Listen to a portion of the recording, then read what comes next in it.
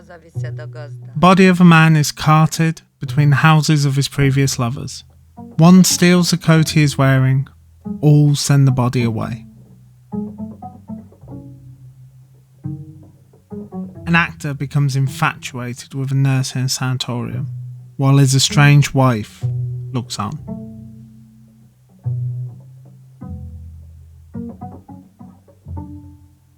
Zoltán Huszárik is celebrated as an influential Hungarian filmmaker, yet he is often overlooked outside of his country in favour of other directors such as István Szabó and Béla Tarr. There are several reasons for this. Huszárik only made 2 features in his career, Szindbád in 1971 and Csontváry, which was released in 1980.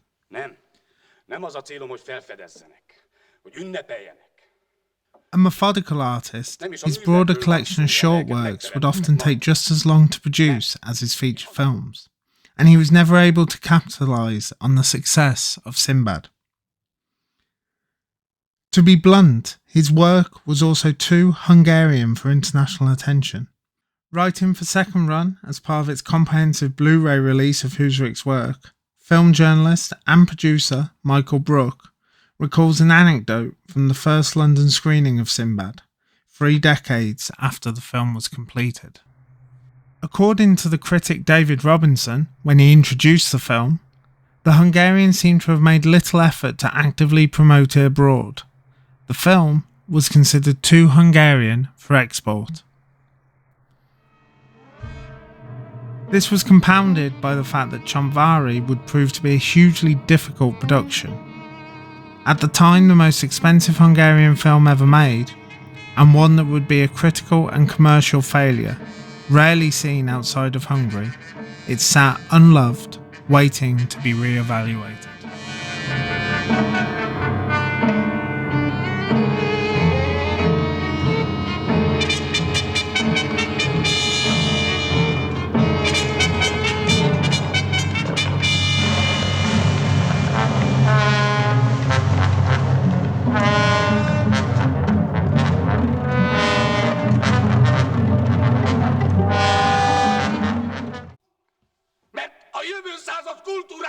In a professional career that would span just 15 years, Huszárik was always the outsider.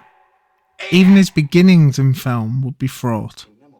After being accepted to the Hungarian School of Film and Theatrical Arts, he was expelled in 1952, reportedly because his mother was a kulak, a wealthy class of landowning peasants who were subjected to discrimination and violence by the communist governments of the time.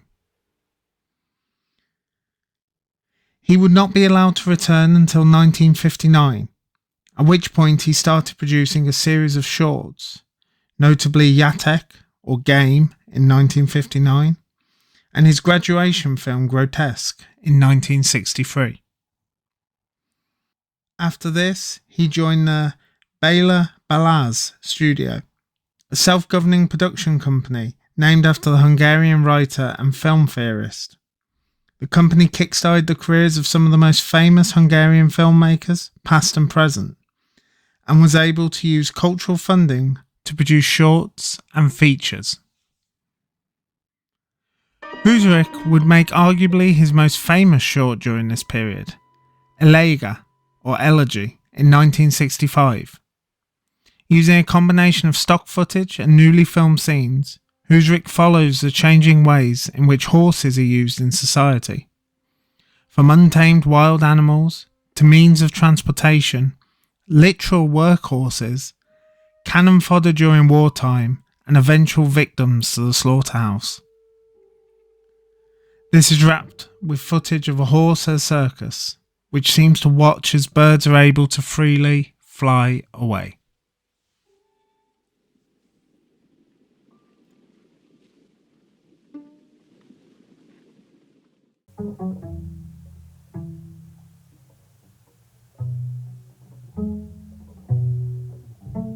He would continue to produce shorts in the coming years, including Capriccio in 1970. Like Elegy before it, this film showed a fixation with death. A snowman starts to melt as winter becomes spring, returning to water, soaking into the ground. This links to both of his feature films. Szindbád starts with death and works backwards, piecing together the life of the title character through fragments of memory. Csontváry uses a similar visual style at several points, taking a static object and watching it be destroyed.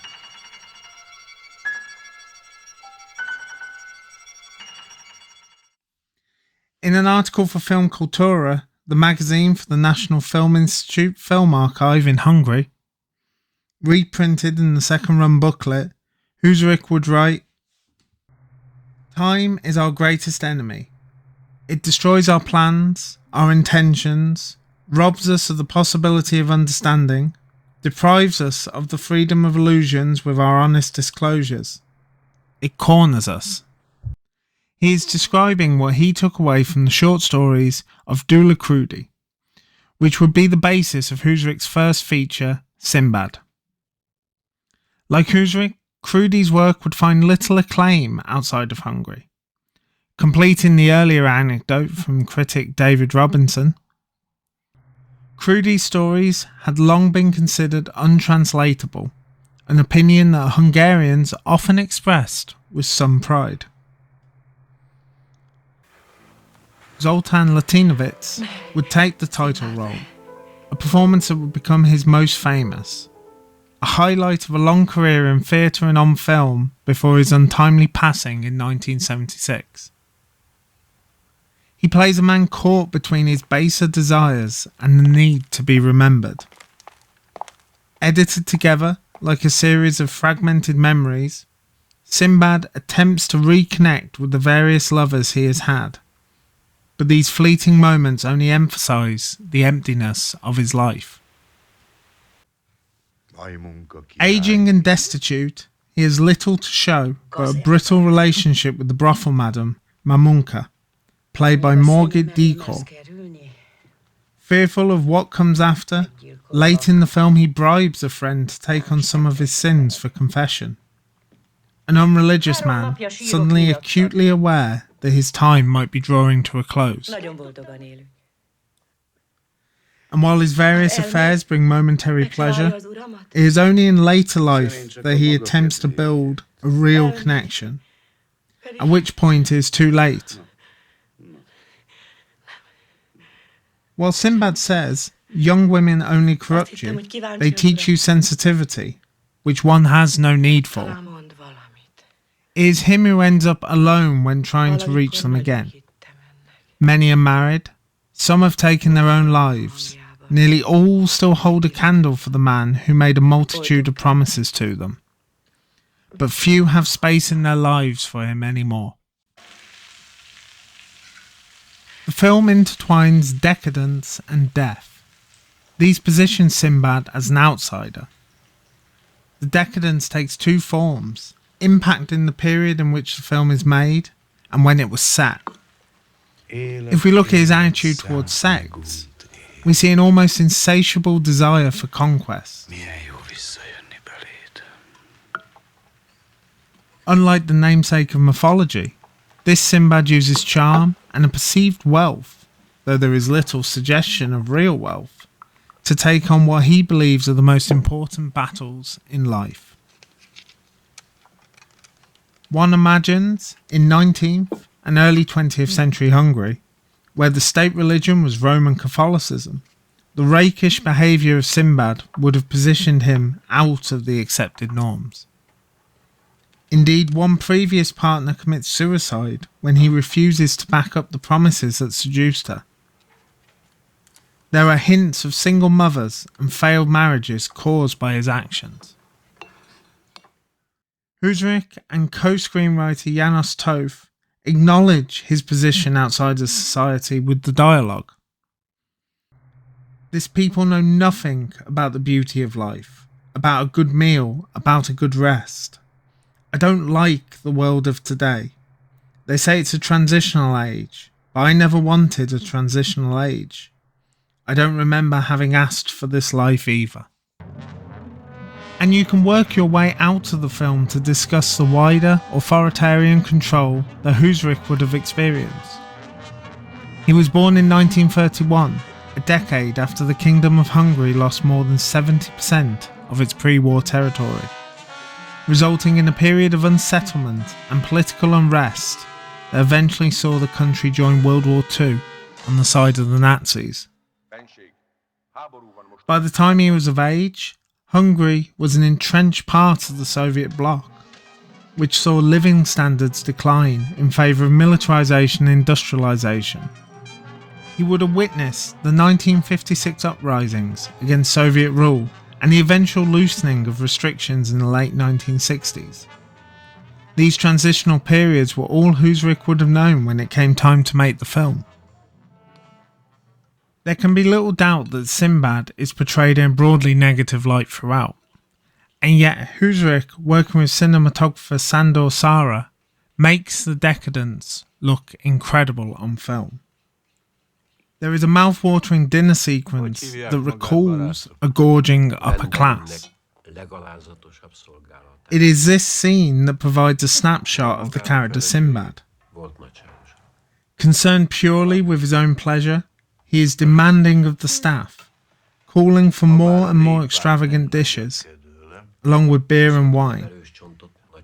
He even tells the belaboured waiter that it was him that stole the waiter's wife, although his disinterest in the story up until this point suggests that this is made up.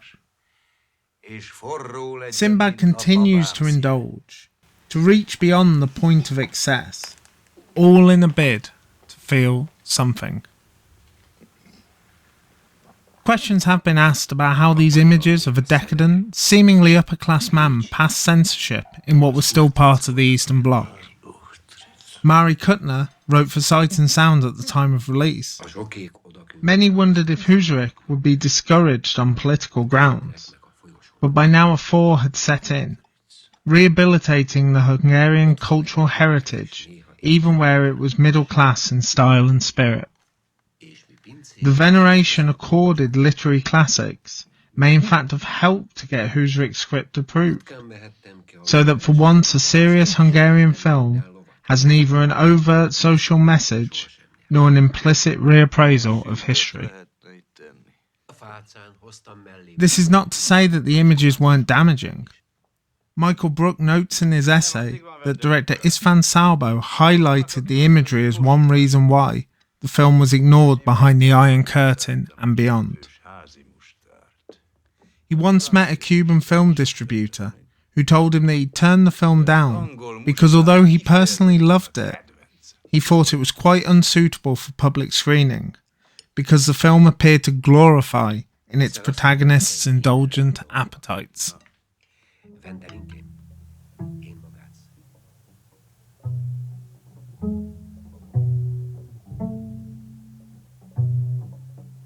Death hangs over Szindbád, not just in the fact that his character is dead at the start of the film, but in that many of his meetings with women take place in graveyards. As if Szindbád knows that his indulgent lifestyle has already doomed him to an early grave, and as he approaches his final resting place, each encounter brings him back to the living for a short time.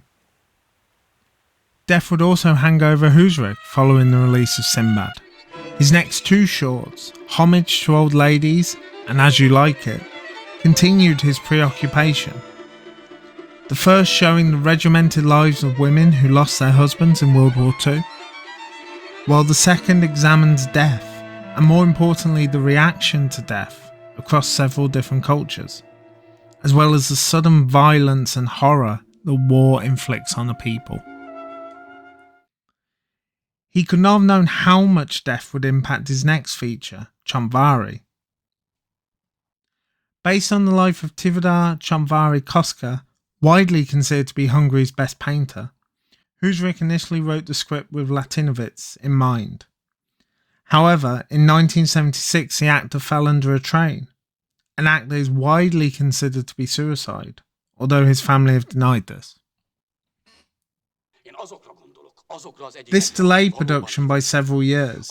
During the time, the director expanded on the idea of a dual narrative. One part of the story would be told in present-day Hungary, as an unnamed actor researches his role as Csontváry. The other would follow the painter through the turmoil of mental illness, tentatively diagnosed by some as a form of schizophrenia, and his travels through the Mediterranean and Middle East. Bulgarian actor Zoltán Huszárik would eventually be cast in the role. His dedication, despite not speaking Hungarian and being dubbed throughout, and his resemblance to Csontváry results in a performance that matches Latinovitz in Szindbád.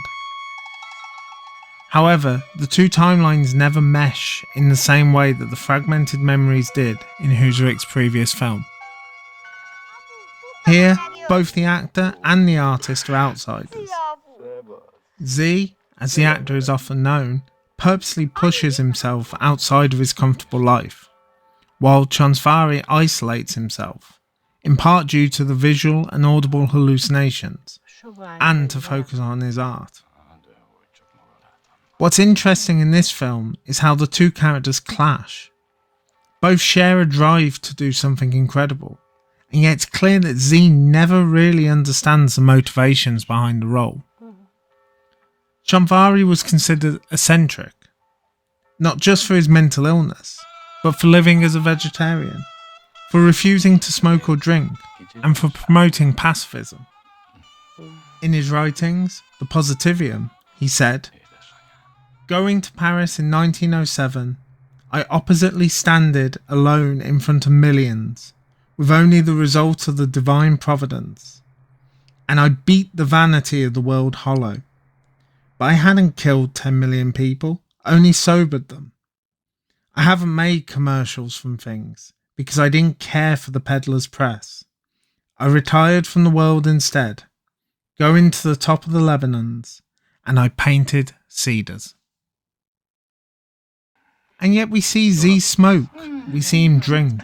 His vegetarianism is open to interpretation, as we only see him eat once in the film.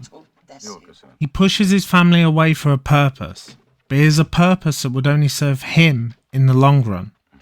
A successful role that would lead to greater things. Like Szindbád, he is a man out of time because of his own actions. There are parallels, certainly. As Z begins to lose his grasp on the purpose of his actions, he decries the fact that he will never be known beyond his work. But while it could be argued that Csontváry regained a sense of self by pushing the world away, Z begins to lose his. "I have no life and no name. My face could change daily. From day to day, my biography is a long series of roles."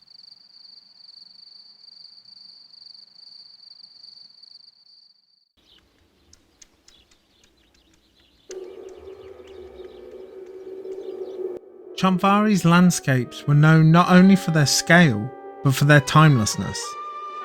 Light appears from all points in the sky. Dawn turns to dusk, showing the time it took for each of these paintings to be done. His 1905 painting, Ruins of Greek Theatre at Taormina, shows a historical landmark against a backdrop of mountains and oceans, as if to say nothing man-made will last. His 1903 painting, The Praying Prophet, is explicitly recreated in the film.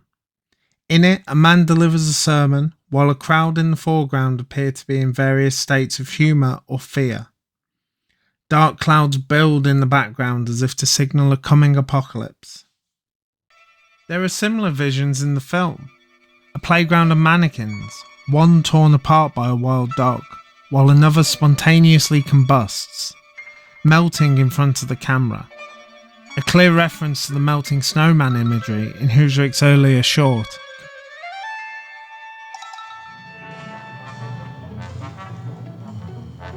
Huszárik aims to show Csontváry's prophetic abilities in the final surreal sequence, in which the events that would befall Hungary after the artist's death in 1919 are brought to life in a beautifully shot performance of armies and death. Yet this set piece only serves to further distance the viewer from the character. perhaps purposefully, as so much of Z's arc has been focused on his inability to truly understand Csontváry.